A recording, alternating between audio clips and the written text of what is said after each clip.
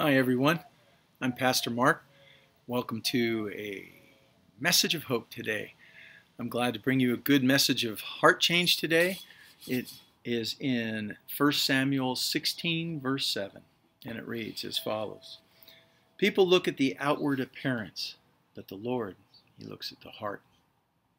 She was terrified, dust caked in her mouth, and the tears that made trails through the dirt on her face couldn't flow fast enough to keep the painful grit out of her eyes. Her knees bled from being dragged through the rough streets as she desperately clung, the torn sheet barely covering her body. She frantically looked for escape, but in every direction there was only the impenetrable wall of hate. She could feel their malice building, their hunger for her blood, the dam holding back their pent-up savagery about to break upon her. She knew she deserved to die. She was taught from childhood that what she had been caught doing was punishable by death. She loathed who she had become. She remembered how her uncle had taken her innocence away when she was only a child, and then he told her over and over how wicked and filthy she was.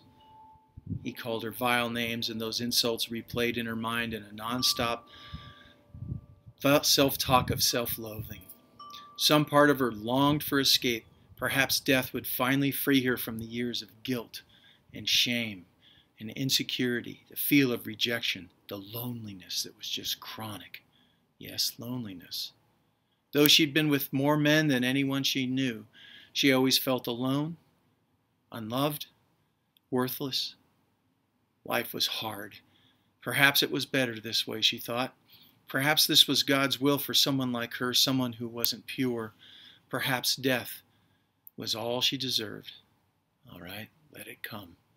Why should I fight it? She sank down in the dirt, waiting for the stones to find her. But the stones never came. One moment, the vulgar taunts of a murderous mob were all she could hear all around her, and the next, silence. Daring to open her eyes, she saw a pair of sandaled feet right there in front of her. Fearfully and trembling, she looked up. She thought she must be dreaming as she saw the kindest face she had ever seen. And he smiled back at her. How could he smile? But he was smiling, and in his smile she saw peace and compassion and real concern for her. And then she noticed his eyes. They were intense. She knew instantly that he saw her, not for her nearly naked body and the mob looked upon her, nor the frightened girl that groveling and felt in shame. No, he saw her. He saw through her.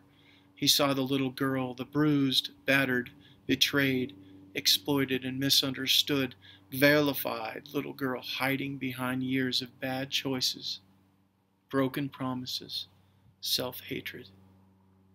He saw the little girl inside longing to be loved, desperate to be whole. He saw her. She held her breath as he asked her, "Where are your accusers?" With a voice barely above a whisper, not wanting to shatter the fragile moment, she told him, "They're gone." And then the unbelievable happened, and her world shook. Her distorted self-image shattered. Her understanding of reality changed. His voice was so compassionate and so tender, like the gentlest music she'd ever heard. And she heard him say, "Neither do I condemn you." How? How could he not? He knew what she was, what she had done. She knew the law, what the teachers said and what the priest said, and everyone agreed she deserved to be condemned and stoned. But not this man. He said, "No, I don't condemn you. I love you and I want you to be whole. Now go. Live a better life. Live in harmony with God. Be right. Sin no more." When we get a right idea of who God is in this story, it does change us. Mary was never the same after that. I hope that as we go forward today that we project the right image of God to people so that that love He has for us will change us forever and ever on the inside out. So glad to know Jesus. He just loves you. You have a good day even though it's hot today. Enjoy it. God bless you. Talk to you soon. This is Pastor Mark saying, God bless you.